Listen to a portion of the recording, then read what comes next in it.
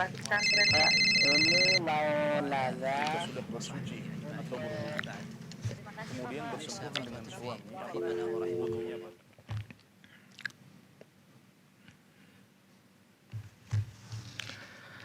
Bismillahirrahmanirrahim. Assalamualaikum warahmatullahi wabarakatuh. Alhamdulillah wassalatu wassalamu ala rasulillah wa ala alihi wa sahbihi wa man tabi'ahum bi ihsanin ila yaumiddin amma ba'd. Pemirsa dan juga pendengar Fatwa TV dimanapun Anda semua yang berada, kita ucapkan ahlan wa sahlan wa marhaban bikum. Selamat berjumpa kembali dalam program live interaktif Hidup Indah dengan Sunnah. Dan kali ini kita live dari studio Fatwa TV Jember. Di kesempatan sore hari ini telah hadir bersama kami pemateri yakni Ustadz Dr. M.H. Hasan Ayatullah. Beliau merupakan salah seorang anggota dari Dewan Fatwa Perhimpunan Al-Irsyad. Kita coba sapa beliau sore hari ini. Assalamualaikum Ustadz. Assalamualaikum warahmatullahi wabarakatuh. Masya Allah, ahlan bikum Ustadz. Bagaimana turnya kemana saya di Sumatera Ustadz? Alhamdulillah. Seperti tur antum kemana-mana. Masya Allah. Masyarakat di sana alhamdulillah Ustadz ya. Alhamdulillah sambutannya ikhwah dari panitia maupun para audien luar biasa, masya Allah. Semangat Itu mereka di belajar. masjid Ustadz ya? Di masjid, di sekolahan, tapi memang acaranya juga dilakukan di musola sekolahan dan luar biasa, masya Allah, lancar semua. Mudah-mudahan barakah. Semoga Allah mudahkan Ustadz ya. Amin. Ustadz, ya. Barakallahu fikum. Wafikum barakallah. Ya pemirsa, kurang lebih selama 1 jam ke depan Ustadz insya Allah siap menjawab pertanyaan antum yang masuk ke redaksi kami di www.dewanfatwa.com. Anda juga bisa bertanya secara langsung kepada Ustadz ya di kesempatan sore hari ini. Sekali tema kita adalah Hidup Indah dengan Sunnah. Dan mohon sebelum bertanya untuk mengecilkan volume telepon atau volume radio atau televisi Anda maksud kami. Dan di kesempatan sore hari ini kita juga sapa selamat bergabung rekan-rekan yang tergabung dalam Asosiasi Radio Televisi Islam Indonesia. Di antaranya turut bergabung Radio Sahabat Tegal, Radio MDFM Probolinggo, Radio Sago FM Sumatera Barat, Radio Al Hikmah Banyuwangi, Radio Tua FM Riau, dan juga Radio Mas FM Sragen. Dan sebelum kita bacakan pertanyaan sudah masuk dan juga menjawab telepon Anda, kita akan persilahkan untuk memberikan satu kajian pembuka sore hari ini. Fadhal Ustaz. Baik, jazakumullah khair. Wa jazakallahu khair. Bismillahirrahmanirrahim. Alhamdulillahirabbil alamin. Wassallallahu wasallama wa baraka ala abdihi wa rasulih nabiyina Muhammad wa ala alihi wa ashabihi wat tabi'in wa man tabi'ahum bi ihsanin ila yaumiddin, amma ba'd. Kaum muslimin wal muslimat, pemirsa Fatwa TV dan juga segenap pendengar radio sunnah dimanapun antum berada, semoga Allah subhanahu wa ta'ala senantiasa membimbing kita, memberikan kekuatan dalam beramal, beribadah kepada Allah subhanahu wa ta'ala hingga kita menghadap Allah subhanahu wa ta'ala. Dan kita sudah hampir mendekati bulan Ramadan, sekalipun belum terlalu dekat, akan tetapi kini ada sebuah momen ketika Allah subhanahu wa ta'ala memberikan kita kesempatan untuk beribadah di bulan ini, yaitu bulan Rajab. Dan Rajab merupakan salah satu bagian dari bulan haram yang Allah subhanahu wa ta'ala istimewakan di antara bulan-bulan Hijriyah. Allah azza wa jalla menyatakan, inna iddatash syuhuri indallahi 12 syahran fi kitabillah yawma khalaqas samawati wal arda minha arba'atun hurum. Dzalika ad-dinul qayyim fala tadhlimu fihinna anfusakum. Nah, Allah azza wa jalla menyatakan sungguhnya bulan-bulan yang Allah ciptakan ada 12. Ketika Allah subhanahu wa ta'ala tentukan takdirnya, ketika Allah ciptakan langit dan bumi, ada 12 bulan, di antaranya ada 4 yang dijadikan oleh Allah subhanahu wa ta'ala sebagai bulan-bulan yang haram. Dan itu merupakan ketetapan Allah subhanahu wa ta'ala. Dan Allah subhanahu wa ta'ala mengingatkan, fala tadhlimu fihinna anfusakum, jangan kalian zalimi diri kalian. Ahli tafsir menyatakan artinya jangan kalian berbuat maksiat di bulan-bulan ini. Dan ini merupakan salah satu bentuk pengagungan Allah azza wa jalla, pengagungan simbol-simbol Islam dan juga hal yang dibesarkan oleh Allah subhanahu wa ta'ala. Wa may yu'azzim sya'airallah, barang siapa yang mengagungkan apa-apa yang Allah jadikan sebagai syiar atau lambang dan juga sebagai tanda kebesaran, maka itu merupakan ketakwaan dalam hati. Dan ini merupakan perintah, sebagaimana di antaranya adalah bagaimana kita lebih menjaga diri dalam hal ibadah, kemudian menjauhi larangan Allah di bulan-bulan ini. Dan hal yang juga perlu kita tegaskan sekalipun bulan ini merupakan bulan istimewa, bulan haram. Dulu orang-orang kafir jahiliyah mereka memiliki kebiasaan untuk saling menyerang, akan tetapi ketika datang bulan haram mereka menghentikan kebiasaan berperang mereka. Akan tetapi dari sisi ibadah mahdah atau ibadah khusus, baik itu puasa maupun salat, juga sekalipun umrah dan haji tidak jelas diistimewakan pada bulan ini. Ketika ada orang yang meyakini bahwa bulan ini adalah bulan haram, kita tahu bahwa bulan haram dalam Sahih Bukhari dan Muslim disebutkan thalath mutawaliyat, ada 3 bulan yang beriringan berurutan, Dzulqa'dah wa Dzulhijjah wal Muharram. Kata Rasulullah sallallahu alaihi wasallam, Dzulqa'dah, Dzulhijjah dan Muharram. Wa Rajab Mudhar. Kemudian Rajab yang biasa diagungkan oleh bangsa Mudhar atau orang-orang jahiliyah. Ya, alladzi baina Jumada wa Sya'ban, antara bulan Jumadil Tsaniyah dan juga bulan Sya'ban. Nah, tidak mungkin ada seorang muslim, bahkan Arab jahiliyah pun mereka mengatakan haji akan dilakukan di bulan Rajab. Karena memang Rasulullah sallallahu alaihi wasallam maupun nabi sebelumnya tidak pernah menganjurkan haji di bulan ini. Maka sebesar apapun pengagungan dan juga istimewanya bulan ini, kita tidak ingin melakukan kesalahan dalam mengkhususkan ibadah tertentu sementara Nabi sallallahu alaihi wasallam tidak mengkhususkannya. Al-Hafidz Ibnu Hajar rahimahullah dalam kitab beliau yang sangat monumental namanya Tabyinul Ujab fi bayani atau fi ma warada fi fadli Rajab. Ya, beliau karang kitab ini khusus dalam menjelaskan pembahasan bulan Rajab. Beliau katakan lam yarid في فضل رجب ولا في صيامه ولا في صيام شيء منه معين ولا في قيام ليلة مخصوصة حديث صحيح يحتج به. Beliau katakan dalam kitab itu tidak ada hadis yang sahih dalam menjelaskan keistimewaan bulan Rajab secara khusus. Kemudian puasa di bulan Rajab, puasa Rajab maksudnya, atau puasa yang dilakukan di bulan itu. Ya, puasa khusus di bulan itu secara khusus. Ini puasa untuk menyambut bulan Rajab atau puasa yang dimakmurkan karena bulan Rajab. Demikian pula salat malam, salat lail atau tahajud dan segalanya yang semacamnya. Tidak ada hadis yang sahih yang pantas untuk dijadikan hujjah dalam beramal untuk memakmurkan bulan haram ini. Dan beliau juga bukan hanya sendirian. Beliau katakan waqad sabaqani ilal jazmi bidzalika Abu Ismail Al-Harawi Al-Hafidh. Beliau katakan dalam kitab itu aku tidak sendirian, bahkan aku telah didahului dalam menegaskan tidak adanya dalil sahih dalam urusan ibadah khusus di bulan Rajab ini Abu Ismail Al-Harawi yang meninggal tahun 481. Beliau mengatakan rawainahu anhu bi isnadin sahih. Pernyataan tegas itu kami riwayatkan dengan sanad yang sahih kepada beliau. Artinya Ibnu Hajar rahimahullah tidak sendirian dalam menjelaskan dan mengingatkan umat tidak boleh seorang mengkhususkan.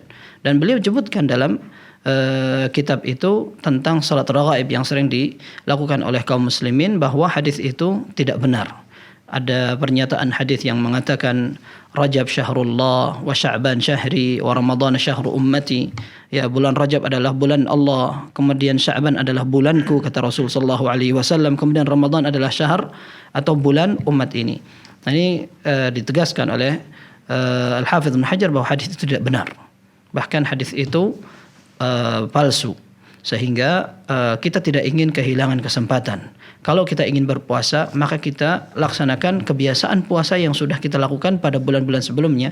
Senin, Kamis, kemudian 3 hari setiap hari di bulan setiap bulan, kemudian puasa Daud dan semacamnya. Sekaligus kita mengingatkan untuk orang-orang yang masih memiliki tanggungan hutang puasa Ramadan tahun yang lalu agar segera membayarnya, mengqadanya sebelum Ramadan yang selanjutnya akan menghampiri kita. Semoga Allah Subhanahu wa taala selalu membimbing kita untuk bisa beribadah kepadanya dengan cara yang baik dan benar. Wallahu taala a'lam. Nah, Ustaz, jazakallahu khairan Ustaz atas satu nasihat membuka di kesempatan hari. Jazakumullahu khairan. Ini memang banyak beredar di masyarakat Ustaz ya tentang puasa khusus atau amalan tertentu di bulan Rajab. Dan Iya. ternyata memang itu tidak ada dalilnya Ustaz ya. Iya, dan itu menyebar di kalangan masyarakat yang dulu juga sehingga para ulama menyebutkan bahwa itu tidak ada keterangannya. Dan memang selain masyarakat awam, mereka ingin sekali untuk beribadah kepada Allah terutama di momen-momen tertentu. Mereka juga terkadang dan seringkali didukung oleh beberapa ahli ibadah yang juga turut menyampaikan hadis-hadis yang lemah bahkan palsu. Dan itu sudah ditegaskan oleh para ulama dalam buku-buku mustalah bahwa yang paling parah ketika hadis itu disebarkan oleh ahli ibadah, bahwa hadis itu adalah hadis yang sahih padahal palsu, sehingga masyarakat sudah mempercayai mereka karena mereka orang soleh. Membudaya Ustaz ya sampai saat ini bahkan di Indonesia. Taib ya. Sekali lagi semoga menjadi kajian pembuka yang memberikan pemahaman kepada kita. Jadi memang tidak ada satu puasa yang dikhususkan ya. Silakan jika Anda mungkin terbiasa melakukan puasa Senin Kamis Ustaz ya. Nah, ya atau puasa 3 hari setiap bulannya, silakan itu dilaksanakan. Yang perbedaannya ini Masya Allah pahala yang dilipat gandakan Ustaz ya di bulan ini. Semoga Ya. begitu. Semoga seperti itu. Taib. Kita undang sekali lagi pemirsa dan juga pendengar Fatwa TV dimanapun Anda semua berada. Silahkan yang ingin bertanya kepada Ustadz, kita buka line telepon 0331-544-6087. Sekali lagi silakan 0331-544-6087. Dan pastikan Anda sudah mengecilkan volume televisi atau radio Anda. Ustadz sambil menantikan penelpon, kita akan bacakan pertanyaan yang sudah masuk ke website kami di www.dewanfatwa.com. Pertanyaan pertama Ustadz dari Saudara Irawan di Kabupaten Bekasi, Jawa Barat. Assalamualaikum Ustadz. Waalaikumsalam warahmatullahi wabarakatuh. Ustadz, apakah benar hadis tentang membaca surat Al-Kahfi di malam atau pada hari Jumat ini hadisnya dhaif atau lemah? Mohon pencerahannya Ustadz. Syukron. Ya, afwan. Memang hadis yang diriwayatkan tentang keistimewaan surat Al-Kahfi ini banyak. Di antaranya surat Al-Kahfi dapat menghindarkan diri atau menyelamatkan seorang dari fitnah Dajjal. Dan itu hadisnya sahih. Adapun surat Al-Kahfi dibaca pada hari Jumat ini merupakan salah satu sunnah, sebagaimana hadis yang diriwayatkan tentang itu banyak juga. Memang sebagian dhaif, lemah, sebagian ada yang memang tidak bisa diperkuat, dan wallahu a'lam banyak juga hadis yang bisa saling memperkuatkan, sehingga Syekh Albani rahimahullah beliau menyatakan bahwa hadis itu sahih atau hasan, sehingga bisa diamalkan. Di antaranya hadis man qara'a surat al-kahfi yaumal jumu'ah adha'a lahu minan nuri ma bainal jum'atain. Barang siapa yang membaca surat Al-Kahfi pada hari Jumat, maka dia akan mendapatkan cahaya di antara dua Jumat. Dalam riwayat yang lain redaksinya hampir dekat dengan mengatakan ma bainahu wa bainal baitil atiq. Dia akan mendapatkan cahaya antara tempat dia dan juga Al-Ka'bah. Sehingga hadis yang banyak demikian ini bisa dijadikan alasan untuk orang yang akan membaca surat Al-Kahfi dalam mengisi hari Jumat sebagai hari yang mulia. Wallahu tabaraka wa ta'ala a'lam. Nah Ustaz, jadi boleh Ustaz ya diamalkan Ustaz ya, membaca Allah surat ta'ala alam bisa Al-Kahfi. saja. Nah. Dan banyak sekali para ulama yang menyarankan itu dari ulama-ulama madhab. Nah, Ustaz, jazakallahu khairan. Semoga bermanfaat untuk Saudara Irawan di Jawa Barat tadi ya. Kita ke pertanyaan kedua Ustaz di kesempatan sore hari ini dari Saudara Adri Hangga Harahap Ustaz dari Medan, Sumatera Utara. Assalamualaikum Ustaz. Waalaikumsalam warahmatullahi wabarakatuh. Ustadz, apakah termasuk kategori anak yang berdosa jika mendapati orang tuanya jarang melaksanakan sholat atau sering menunda-nunda waktu sholat, dan si anak mengetahui hal tersebut dan mengetahui hukumnya namun tidak menasihati orang tuanya? Apakah ini termasuk kategori anak yang durhaka Ustadz? Iya. Kaum muslimin dan muslimat harus kita pahami bahwa sholat merupakan rukun terbesar di dalam Islam setelah kita mengucapkan 2 kalimat syahadat. Dan itu merupakan konsekuensi seorang muslim. Ketika dia mengikrarkan diri sebagai seorang muslim, maka dia harus melaksanakan salat. Bahkan para ulama mengatakan bahwa orang yang meninggalkan salat dengan sengaja, dia telah melakukan dosa besar. Sering barangkali kita dengar bahwa dalam salah satu madhab, yaitu madhab Hambali, bahkan mereka meyakini apa yang ada dalam teks hadis bahwa orang yang tidak melaksanakan salat dia berarti telah kafir. Dengan demikian konsekuensi kekufuran itu bisa diterapkan pada orang yang memang tidak salat ketika dia akhirnya meninggal. Dia tidak akan dimandikan, tidak disolatkan karena dia tidak salat. Bagaimana dia akan disolatkan? Kemudian dia tidak dimakamkan di pemakaman kaum muslimin. Kemudian dia tidak boleh mewarisi dan tidak diwarisi. Ini merupakan konsekuensi apabila seseorang memang dinyatakan kafir karena dia tidak melakukan salat secara sengaja. Akan tetapi mazhab mayoritas ulama mengatakan orang yang tidak melaksanakan salat maka dia tidak sampai kafir. Akan tetapi dia telah melakukan dosa besar.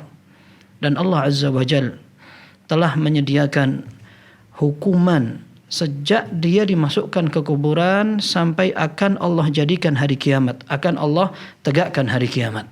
Dalam hadis yang sahih diriwayatkan oleh Imam Bukhari, Rasulullah SAW pernah diperlihatkan oleh Allah Subhanahu wa taala orang yang mustalqin liqafah, orang yang tidur terlentang. Kemudian faida akhar qa'imun alaihi bi sakhratin.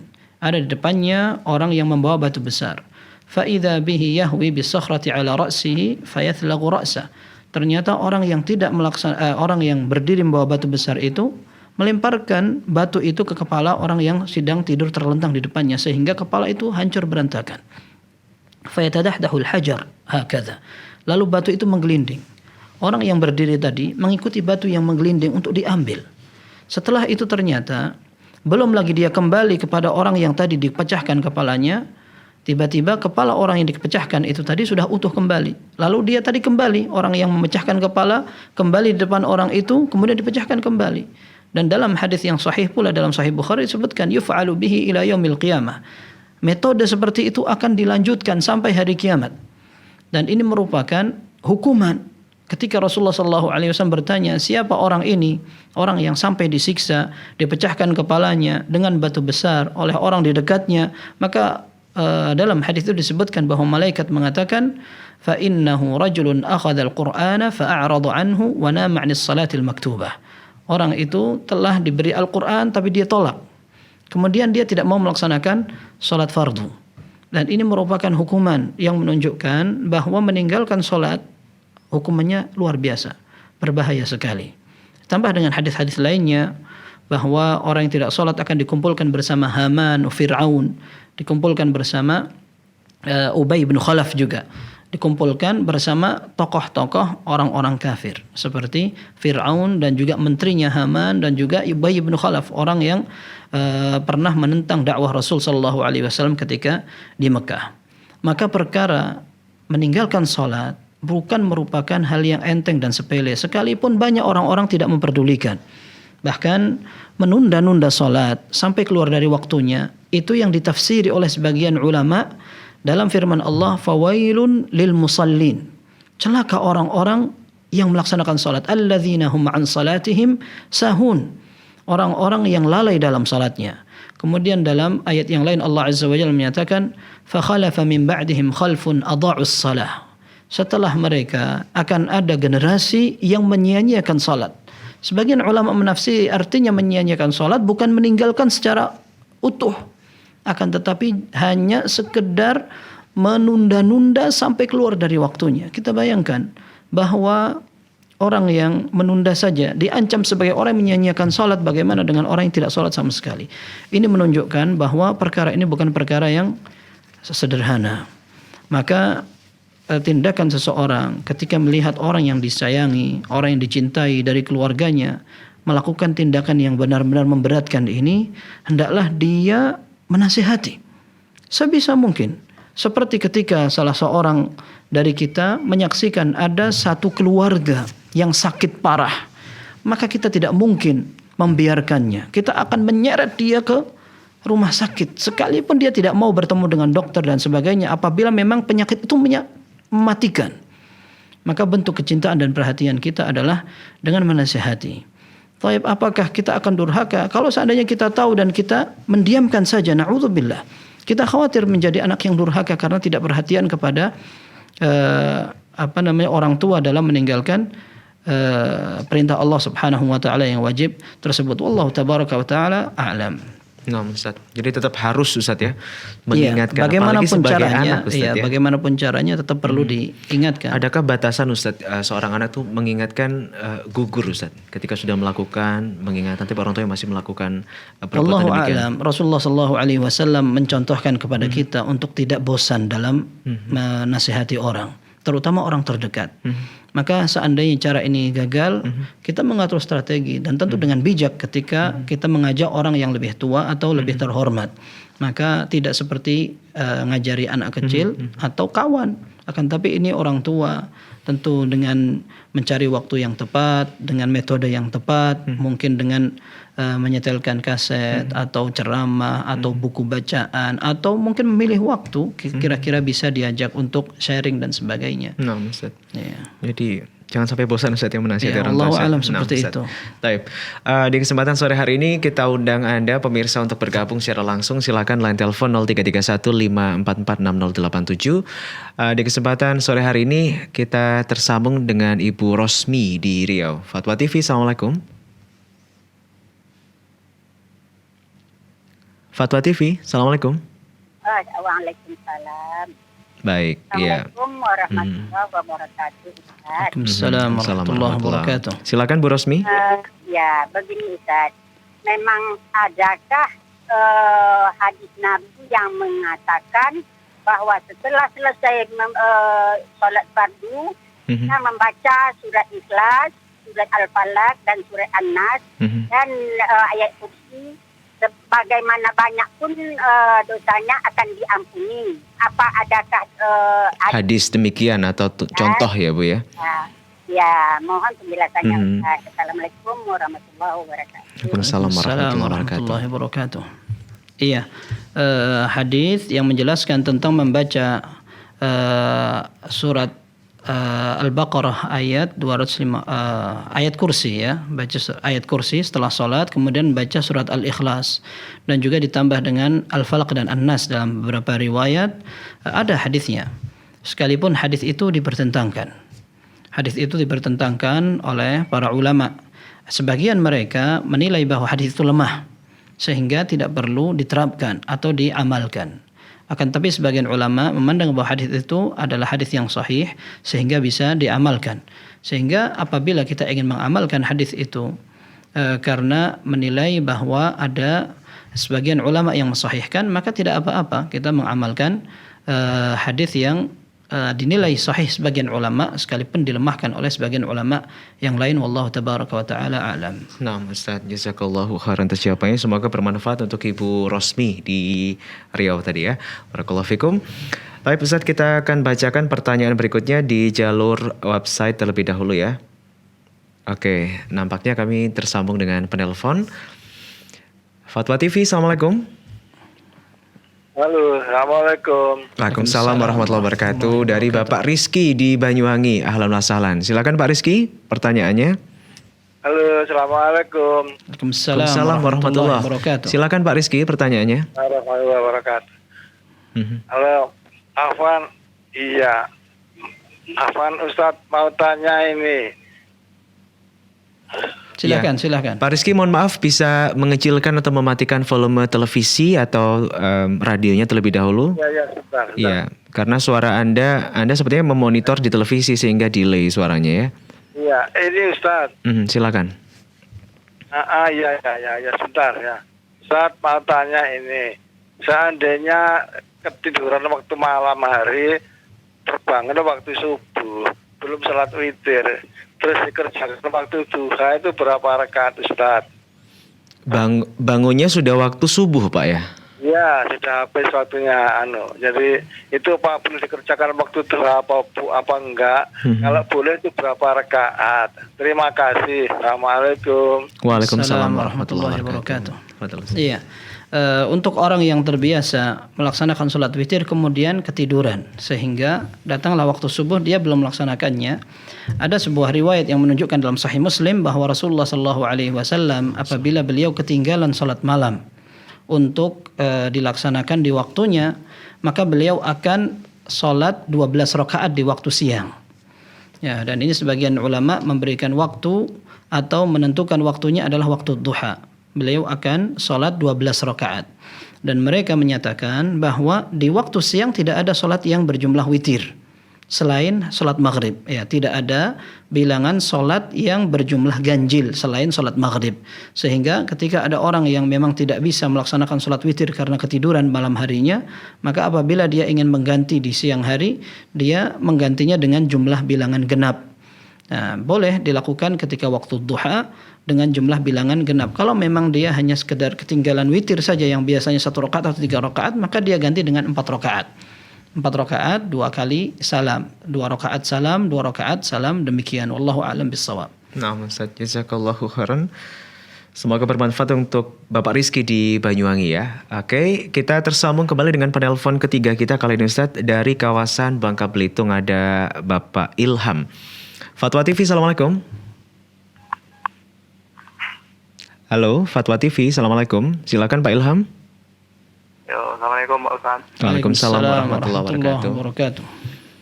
Ini mau tanya Ustaz. Kita kan niat salat subuh, lalu ketiduran macam mana Ustaz? Kalau dikodok aja macam mana kan? Mohon maaf Bapak, bisa diulang pertanyaannya? Kita kan ada niat salat subuh Pak Ustaz, lalu kita ketiduran kesiangan Pak Ustaz. Macam mana itu Pak? Kalau bisa kita bayar atau dikodok macam mana? Oh, bangun kesiangan. Ya. Iya, oke, baik. Itu aja pertanyaannya, Pak Ilham. Baik, ya, terima kasih. Kalau Baik, subuh bukan niat Ustaz, memang kewajiban Ustaz ya. Iya, jadi orang yang sudah niat melaksanakan sholat dan dia ketiduran, maka tidak mengapa, dia tidak berdosa karena dia ketiduran. Akan tetapi dia diharuskan untuk segera melaksanakannya pada saat dia bangun. Demikian pula ketika seorang lupa.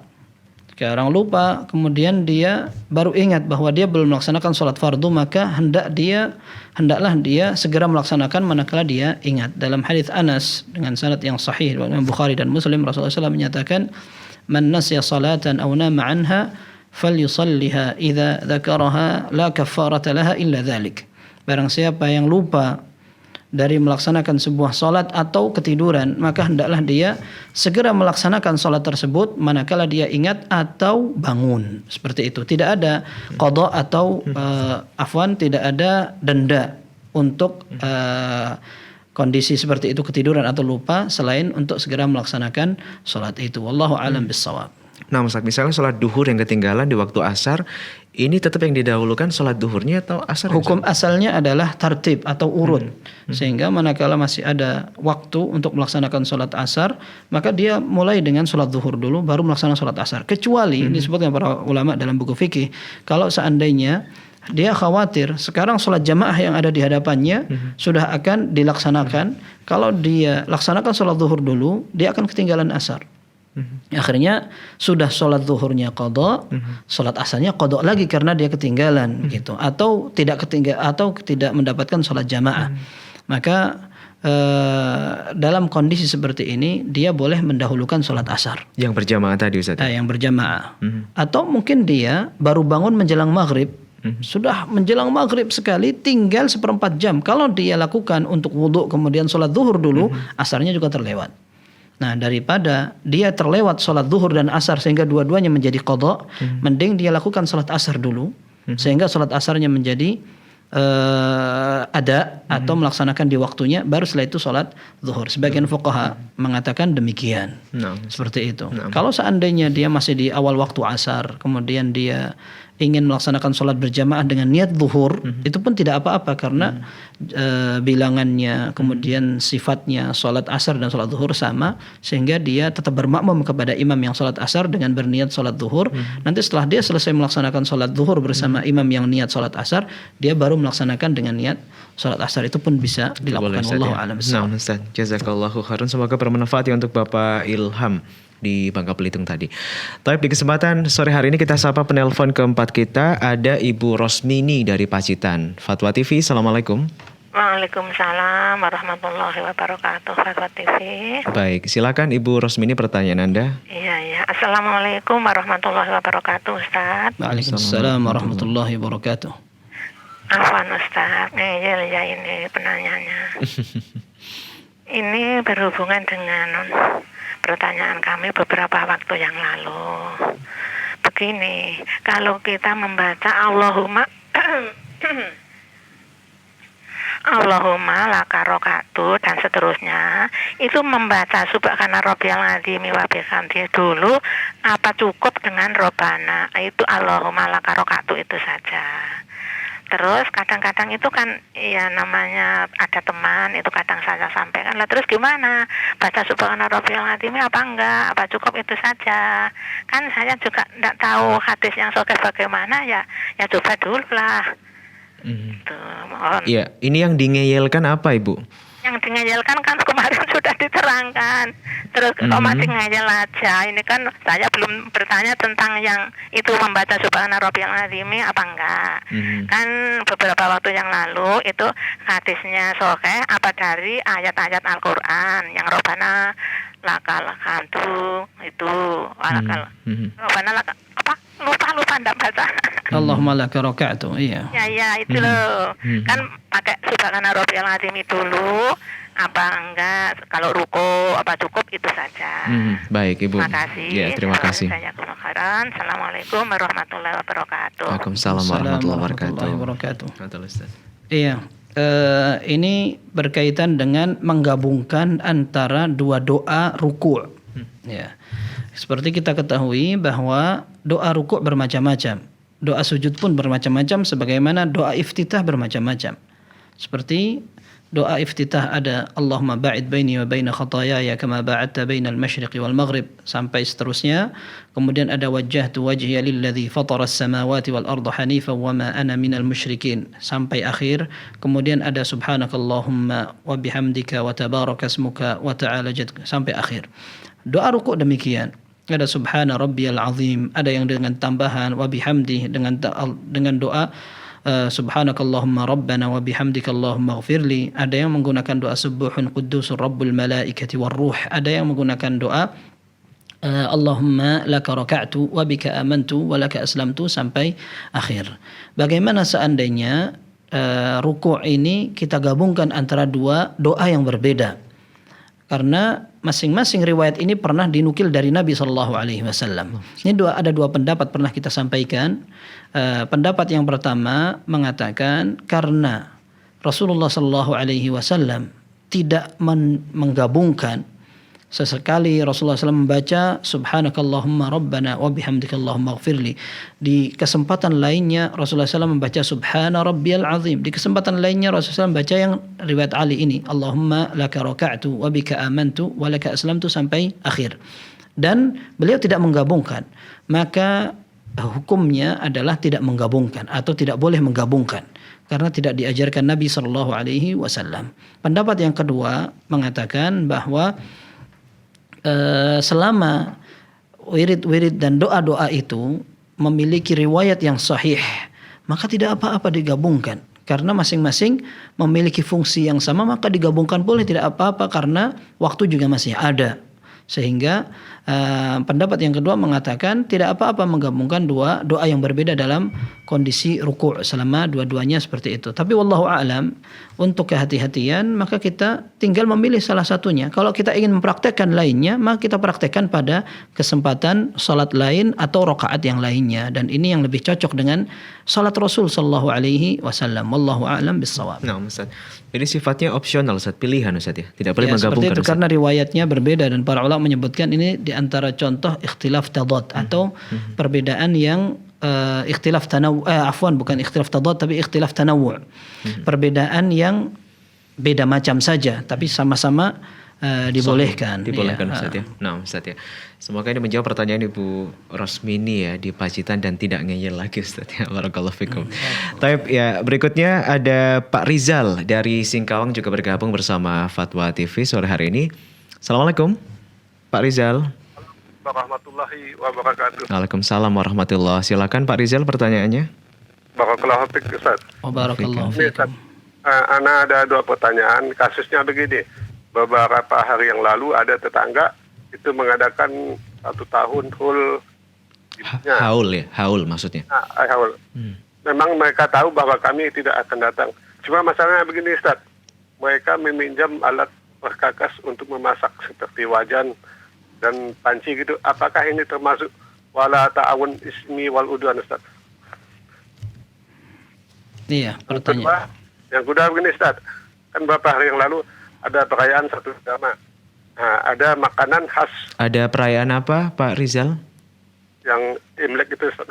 Oke, baik. Mhm. Nah, ada makanan khas yang dibuat untuk khusus pada hari raya tersebut yang terbuat dari ikan, gula. Apakah jika dikasih itu dimakan, Ustaz? Mohon nasihatnya. Jaga kelahiran. Baik. Assalamualaikum warahmatullahi wabarakatuh. Waalaikumsalam Assalamualaikum warahmatullahi wabarakatuh. Iya, pertanyaan pertama, untuk orang yang melakukan sesuatu yang memang tidak ada anjurannya dari sunnah dan mereka melakukan itu, mereka mengetahui bahwa kita memang tidak memilihnya. Kita memilih pendapat yang mengatakan bahwa selama ada ritual yang tidak berdasar dalam hadis dari Rasulullah SAW dengan keterangan yang sahih, maka kita tidak kerjakan. Dan itu adalah pendapat yang lebih dekat kepada Nabi SAW, karena Rasulullah SAW sudah banyak ditinggal oleh keluarganya ketika beliau masih hidup. Tidak pernah ada riwayat yang menyebutkan bahwa Rasulullah SAW melakukan perayaan atau peringatan 100 hari atau 1 tahun dari keluarga yang sudah meninggal, entah istrinya, pamannya Hamzah yang meninggal di perang Uhud, kemudian saudara sepersusuannya yaitu Uthman bin Mad'un di perang Uhud pula, Khadijah radhiyallahu anha di kota Makkah, dan juga sahabat-sahabat lainnya yang sudah lebih dahulu mendahului Rasulullah SAW wafat. Tapi ternyata beliau tidak melakukan itu.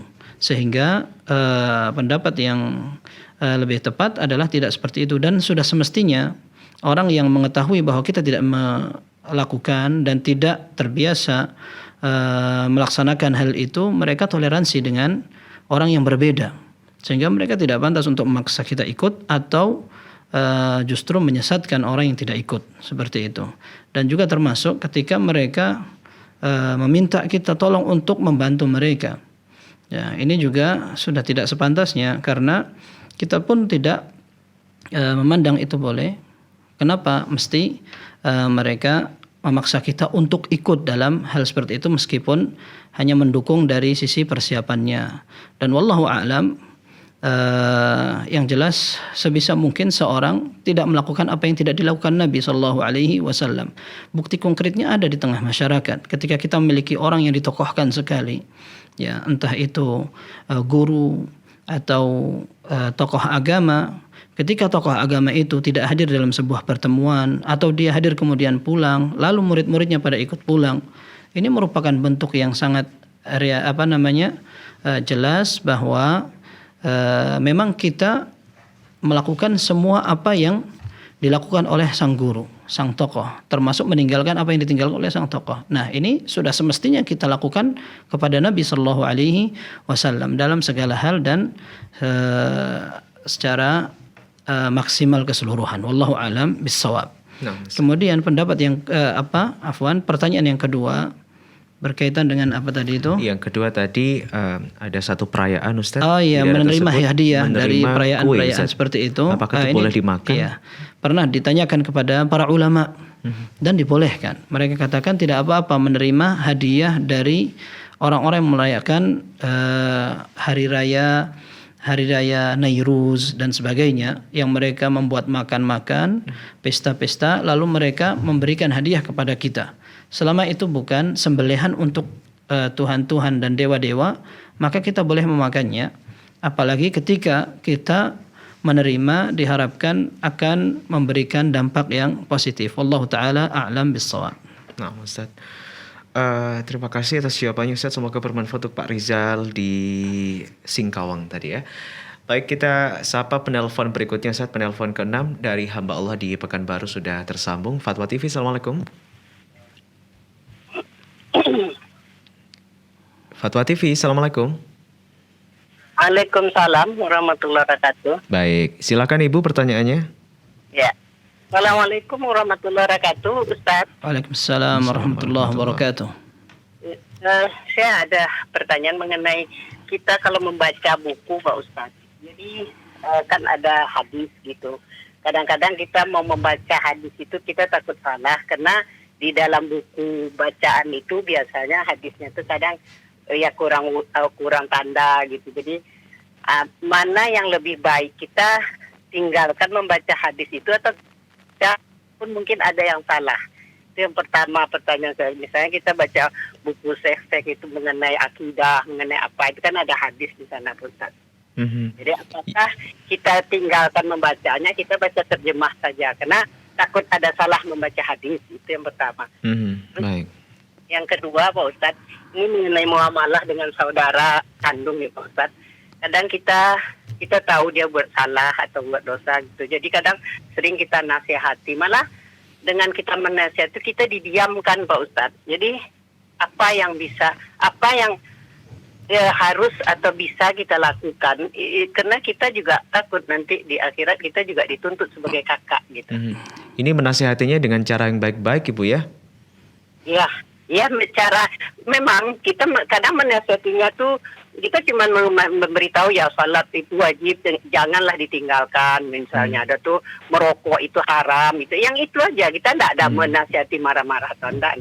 Cuman kita mengingatkan ini enggak boleh, ini haram, ini gitu-gitu aja. Tapi kadang malah bukan dia terima, malah kita didiamkan gitu. Jadi ya sekali dua kali kita tetap tegur juga. Tetapi kan akhirnya kalau kita diamkan itu kita berdosa, salah atau bagaimana sebagai kakak. Baik. Itu aja pertanyaan saya Pak Ustadz. Jazakallah khairan. Assalamualaikum warahmatullahi wabarakatuh. Waalaikumsalam warahmatullahi wabarakatuh. Pertanyaan pertama tadi masalah beliau membaca buku Ustaz, dan hadis, di dalamnya ya, ada hadisnya. hadis. Takut salah membaca hadis, apakah lebih baik dilewatin atau cukup membaca artinya saja? Tidak apa-apa membaca hadisnya. Karena wallahu alam membaca hadis selama kita tidak sengaja untuk menyalah-nyalahkan maka tidak apa-apa. Artinya kita berusaha untuk membaca hadis itu dengan benar lalu kita salah maka tidak apa-apa. Hanya kesalahan sedikit harokat atau apa pun seandainya kita salah huruf karena memang salah cetakan pun tidak mengapa insyaallah, karena itu bukan merupakan ibadah yang harus benar. Bahkan membaca Al-Quran selama kita sudah berusaha lalu bacaan Al-Quran kita salah-salah maka ada 2 pahala. Ya, kata Rasulullah SAW, "Walladzi yaqra'ul Qur'an wa huwa 'alaihi syaqqun falahu ajran." Ya, orang yang baca Al-Quran dan dia kesulitan sekali dalam lafaz yang lain atau redaksi lain dikatakan wa huwa yatata'u bihi, dia sampai terseok-seok dalam membaca Al-Quran, dia mendapat 2 pahala. Sehingga orang yang baca hadis itu lebih ringan. Baca hadis dia seandainya salah dan dia tidak sengaja untuk sembarangan dalam membaca, maka insya Allah tidak mengapa. Jadi justru semakin kita membiasakan diharapkan akan semakin jarang kesalahan yang kita lakukan. Dan ini menjadi motivasi agar kita belajar bahasa Arab, kemudian kita juga belajar membaca baca tulis Arab seperti itu, dan itu merupakan bagian dari agama kita agar kita semakin paham dan semakin mudah untuk lebih mendalami agama ini. Nah, jadi nasihatnya atau saran yang kita sampaikan, kalau seandainya ada lafaz-lafaz Arab dibaca saja. Kalau ada yang salah, syukur-syukur kalau ada yang bisa membenarkan seperti itu. Kemudian pertanyaan yang kedua, untuk orang yang dinasihati justru mendiamkan, maka kita tidak perlu heran kalau Rasulullah SAW saja beliau berdakwah diucapkan dengan atau dibantah dengan pernyataan gila atau sesat atau dukun dan sebagainya. Ini menunjukkan bahwa tantangan orang yang mengajak kepada kebaikan tidak gampang dan itu justru pahala. Akan tetapi juga seperti tadi disampaikan oleh Akh Nizar, jadi perlu seorang mungkin evaluasi kapan saatnya kita memberikan nasihat itu. Ketika orang sedang capek, ketika orang sedang melakukan misalkan. Mungkin ditunggu beberapa saat ketika dia tidak melakukan, lalu diajak berbicara diskusi, itu mungkin pas. Adapun ketika dia sedang melakukan di depan orang, mungkin aja dia tersinggung dan sebagainya. Akan tetapi, biarpun demikian, seandainya kita sudah melakukan semua usaha semaksimal mungkin, pun demikian tidak menutup kemungkinan akan mendapat respon yang kurang kita harapkan. Maka ya kita sabar, akan tetapi tidak kapok ya, tidak kapok. Kalaupun demikian ya mungkin tinggal ditunggu beberapa saat, ada cari momen lainnya, kita kasih hadiah dan jangan lupa untuk mendoakan. Ya, orang yang meninggalkan sholat memang perlu harus diseriusi, tidak gampang kita tinggalkan begitu saja. Masing-masing kita akan mempertanggungjawabkan diri di hadapan Allah Subhanahu wa taala. Akan tetapi ketika kita masih bisa memberi nasihat dan kemungkaran itu ada di depan kita, kita mampu. Maka setidaknya kita rubah kemungkaran itu dengan yang kita mampu. Dinasihati kalau tidak bisa dengan tangan, dengan nasihat. Kalau seandainya tidak, maka minimal kita doakan. Ya, kita doakan. Kalau mungkin mencari orang yang dia hormati, kalau kita sebagai kakak atau bahkan sebagai orang tua susah diterima oleh anak, mungkin cari orang yang dia hormati. Ya, atau mungkin ditunjukkan maqta' atau cuplikan misalkan tentang bahayanya seseorang meninggalkan sholat dan sebagainya. Rokok, seandainya kamu tidak rokok, kita bayangkan berapa uang yang dihasilkan dari pekerjaan dan bisa ditabung, ada yang lebih manfaat. Demikian pula orang-orang yang di sekitarnya tidak merasa tersakiti ya dengan orang yang merokok dan sebagainya. Wallahu taala a'lam bis-shawab. Nah, Ustaz, jazakallahu khairan atas jawabannya. Semoga bermanfaat ya untuk Ibu hamba Allah di Pekanbaru sudah bertanya tadi. Berikutnya adalah saudara Fatoni di Jember. Fatwa TV, Assalamualaikum. Waalaikumsalam. Silakan pertanyaannya. Iya, saya pernah membaca 2 buku, Ustadz. Nah, di buku yang pertama saya membaca bahwa kalau hukum sholat berjamaah. Buku apa ini, Mas Fatoni? Ya. Bukunya buku apa ini? Iya, yang buku dibaca? Agama, buku-buku agama itu ya. Silakan. Ya. Ya, di buku agama yang pertama saya membaca bahwa hukum sholat berjamaah menurut Imam Syafi'i itu adalah fardu kifayah. Sedangkan di buku agama yang kedua itu Imam Syafi'i berpendapat bahwa hukum sholat berjamaah adalah sunnah muakkad. Nah, kalau yang satu itu bukan buku ya, tapi kitab. Nah, di kitab Mabadiul Fiqhiyah itu Imam Syafi'i berpendapat fardu kifayah. Namun di buku agama berpendapat sunnah muakkad. Nah, saya ingin bertanya, apa hukum sholat berjamaah yang benar menurut Imam Syafi'i? Baik, itu saja pertanyaannya? Iya. Baik, terima kasih. Barakallahu fikum. Nah. Ya, Masya Allah. Fatoni ini adalah pertanyaan kedua yang Anda terima dari Fatoni. Semoga Allah Azza wa Jalla memberikan kepada dia ilmu yang bermanfaat dan umur yang berbarokah sehingga ke depan menjadi seorang ulama. Amin.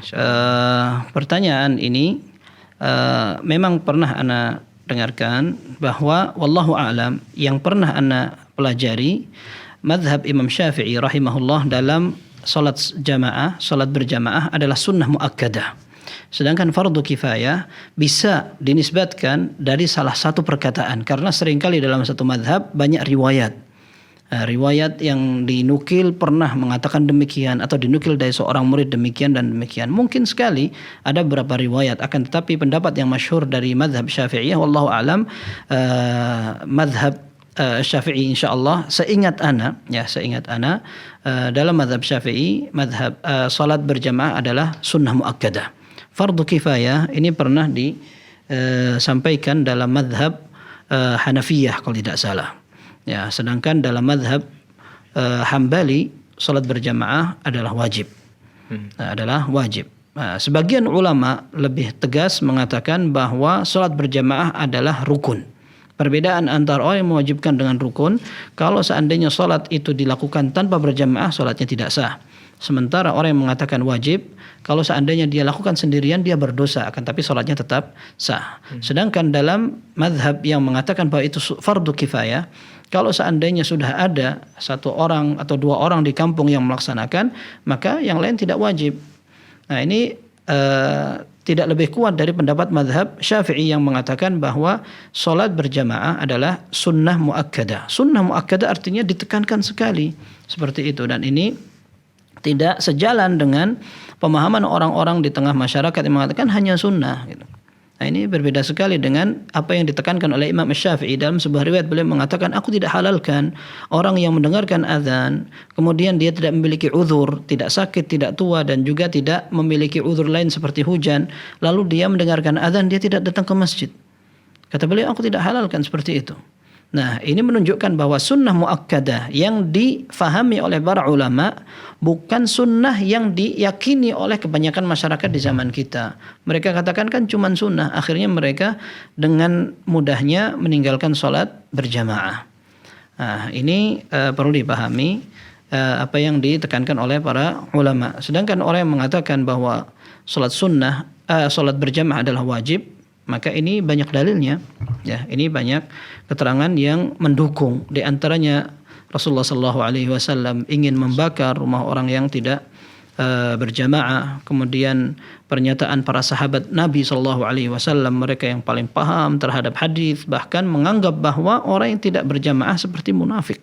Ya, kata Ibnu Mas'ud radhiyallahu anhu, "Wa laqad ra'aituna wa ma yatakhallafu anha illa munafiqun ma'lumun nifaq." Ya, kata Ibn Mas'ud, kami dulu terbiasa di kalangan para sahabat memandang ketika ada orang tidak melaksanakan salat berjamaah, ketinggalan salat berjamaah, dia adalah orang munafik yang jelas sekali kemunafikannya. Ini menunjukkan bahwa penekanan untuk menghadiri salat berjamaah bukan hal yang ringan dan sepele. Wallahu a'lam bissawab. Nah, Ustaz, jazakallahu khairan. Semoga bermanfaat ya untuk Mas Fatoni jawaban dari Ustaz tadi. Dan kita ke pertanyaan dari website Ustaz berikutnya ya, dari saudari Meila di Tasikmalaya, Jawa Barat. Assalamualaikum warahmatullahi wabarakatuh, Ustaz. Assalamualaikum warahmatullahi wabarakatuh. Ustaz Afan bertanya, bagaimana cara mengusir rasa kesal, jenuh karena seharian penuh dalam rumah tangga mengurus pekerjaan rumah, mengurus mengasuh anak dan juga pekerjaan rumah tangga lainnya bagi seorang ibu rumah tangga, Ustaz? Dengan apa ya, Ustaz ya? Terkadang bila ingin izin keluar rumah sekedar refreshing, saya merasa kasihan dengan suami karena suami juga lelah seharian mencari nafkah, dan terkadang istri juga merasa takut, Ustaz, untuk berbicara kepada suami. Mohon nasihat dan solusinya, Ustaz. Baik. Dari bentuk pertanyaan ini menunjukkan bahwa penanya memang jarang keluar dari rumah dan lebih menyibukkan diri dengan pekerjaan rumah, sekalipun akhirnya merasakan bosan. Dan ini kita ucapkan selamat. Semoga Allah Azza wa Jalla menjaga keistiqomahan Anda dalam menjalani aktivitas itu. Dan itu merupakan ibadah. Rasulullah sallallahu alaihi wasallam menyatakan, "Lau sallatil mar'atu khamsaha wa shamat syahraha wa hasanat farjaha wa ata'at ba'laha qila laha udkhili al-jannata min ayyi abwabil jannati syi'ti." Kata Rasulullah sallallahu alaihi wasallam dalam hadis yang sahih, apabila seorang wanita melaksanakan salat fardunya, puasa yang wajib, kemudian menjaga kehormatannya, lalu dia mentaati suaminya, maka akan dikatakan pada hari kiamat, silahkan masuk ke surga dari pintu yang kamu mau. Dan ini merupakan ibadah mulia. Termasuk di antaranya adalah ketika seorang wanita tidak mudah keluar rumah, itu merupakan harga yang mahal. Ya, apalagi di zaman fitnah seperti sekarang ini, seolah-olah masa kita terkungkung di penjara, kita tidak boleh keluar, kita bosan, kita ingin mencari dunia, bagaimana di sana menghirup hawa segar. Ya, kita sebutkan dalam Al-Quran surat Al-Ahzab, Allah Azza wa Jalla menyatakan waqarna fi buyutikunna. Kata Allah Subhanahu wa taala, wahai ummahatul mukminin, dan ini para ulama menyebutkan bahwa perintah untuk ummahatul mukminin, istri-istri Nabi sallallahu alaihi wasallam, juga berlaku untuk kaum wanita beriman. Ya, tinggallah kalian di rumah-rumah kalian. Qarna artinya tinggallah kalian, dari kata-kata qarar, tinggal, ya, menetap begitu. Dalam bacaan yang sahih dalam membaca ayat ini ada bacaan lain dengan waqirna fi buyutikun, tinggallah kalian, tapi artinya waqirna artinya jadilah kalian wanita yang terhormat. Nah, jadilah kalian wanita yang terhormat di rumah kalian. Kata Syekh Abdul Razzaq hafizahullah taala, bacaan waqarna dan waqirna sekalipun maknanya berbeda, akan tapi ternyata maknanya saling melengkapi. Beliau katakan, ketika ayat pertama perintah agar seorang wanita tinggal di rumah. Kemudian yang kedua perintah agar seorang wanita menjadi orang mulia dan terhormat. Kata beliau, wa waqarul mar'ati fi qarariha. Ya, kehormatan seorang wanita terletak pada kesabaran dia untuk tinggal di rumah. Kita tahu bahwa seorang wanita ketika dia keluar rumah dan sering dia bertemu dengan orang, dia sering keluar karena ada urusan biasa, ke lapangan, main ke sana kemari, tentu dia tidak lebih istimewa daripada seorang wanita yang menjaga diri. Kalau dia ada yang keluar, dia mungkin belajar saja atau bekerja saja. Setelah itu dia tinggal di rumah. Orang ini akan lebih terhormat, akan lebih dihargai oleh masyarakat dan tetangganya, seperti itu. Dan ini merupakan ketentuan syariat. Maka Umar bin Khattab radhiyallahu anhu dalam riwayat yang benar dan sahih, beliau pernah memuji seorang wanita yang betul-betul berharga mahal. Dikatakan ketika Umar bin Khattab radhiyallahu anhu, disebutkan pernyataan ini oleh ahli tafsir dalam menyebutkan tafsiran seorang wanita yang menemui Nabi Musa. Faja'at ihdahuma tamshi 'ala istihya.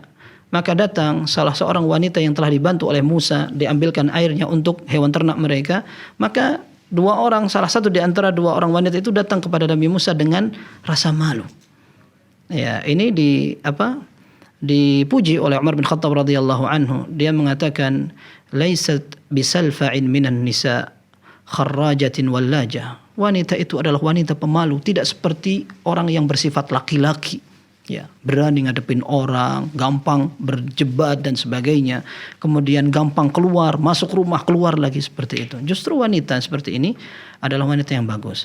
Pun demikian, seandainya memang pada saatnya suntuk kemudian ingin keluar, dalam syariat boleh seorang wanita izin ke masjid. Ya, idza sta'dzanat ahadukum imra'atu ila al-masjid fala yamna'ha. Kata Rasulullah SAW dalam hadis sahih Bukhari dan Muslim, dikatakan apabila ada seorang istri, anak dan saudari kalian izin ke masjid untuk sholat, maka biarkan, izinkan dia. Tidak boleh dikungkung di rumah seperti itu. Kalau ada pengajian misalkan ingin keluar atau karena ada kebutuhan membeli, belanja dan sebagainya, tidak apa-apa. Akan tapi sebatas kebutuhan saja, setelah itu kembali ke rumah. Karena memang hukum asalnya seorang wanita apabila keluar, kata Rasulullah SAW, al-mar'atu awrah fa idza kharajat istasyrafah syaitan. Wanita itu aurat, apabila dia keluar akan diperindah oleh syaitan. Maka sebisa mungkin dia tinggal di rumah. Kalau seandainya memang butuh untuk keluar, maka tidak apa-apa keluar. Mengikuti pengajian, sholat berjamaah di masjid dan sebagainya, termasuk juga mengunjungi keluarga, silaturahmi dan juga sebagainya. Wallahu taala a'lam bis-shawab. Nah, Ustaz, ini satu nikmat yang luar biasa kalau punya istri suka diam di rumah. Masya Allah. Barakallahu fikum. Ya, semoga bermanfaat dan memberikan motivasi dan semangat ya untuk saudari Meila di Tasikmalaya. Dan Ustadz, ini sekaligus jadi pertanyaan terakhir untuk perjumpaan kita di kesempatan sore hari ini. Kami sampaikan terima kasih sekali lagi untuk pemirsa dan juga pendengar live interaktif Fatwa TV dimanapun Anda semua berada, termasuk juga rekan-rekan media yang tergabung dalam RTVC yang sudah merilai program kami. Informasi-informasi berkaitan dengan Dewan Fatwa dan juga Fatwa TV jangan lupa Anda bisa akses dengan mudah di www.dewanfatwa.com, dan jangan lupa Anda bisa simak program ini dari hari Senin sampai dengan hari Jumat. Dan juga informasi berkaitan dengan update sosial media kami Anda bisa follow di YouTube @fatwa_tv_official, Facebook, Telegram, Instagram, dan juga Twitter. Silakan di @dewanfatwa_pa. Akhirnya kami dan juga seluruh kerabat kerja yang bertugas pamit undur diri. Mohon maaf jika ada kesalahan. Sampai bertemu kembali insyaallah. Wassalamualaikum warahmatullahi wabarakatuh. Assalam.